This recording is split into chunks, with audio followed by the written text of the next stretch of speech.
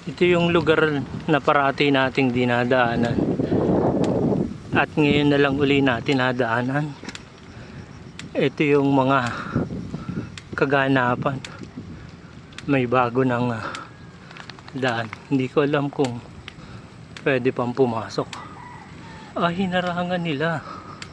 Ito na yung bagong daan. Buti na lang walang putik. Hindi natin alam kung ano yung ginagawa dito. Kasi dun sa unahan, pag tumingin tayo sa left side, overlooking nun Manila, makikita natin mga building.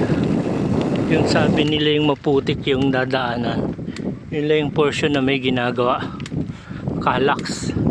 Hindi diretso tayo sa Divine Mercy. Pwede yung pumasok maganda naman yung kalsada.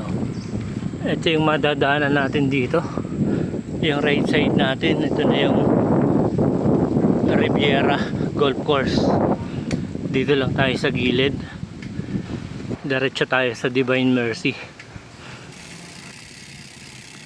And guys, dito na tayo sa loob ng Divine Mercy.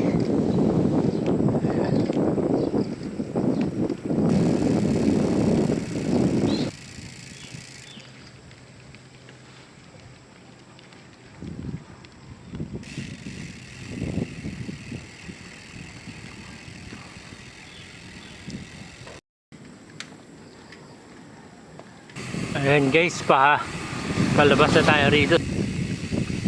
Pagdating dun sa may taas na yun, may ginagawa ng nakalax. Tigil tayo para matanaw natin ang Maynila. Ayan ang Maynila, oh.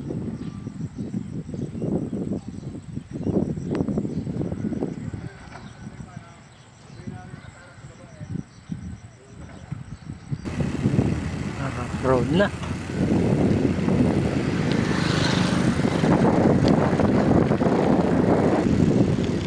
Ginagawang Calax.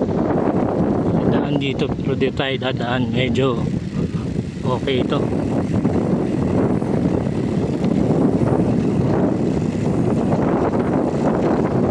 Malamang yung magiging daan ng ordinaryong sasakyan sa ilalim.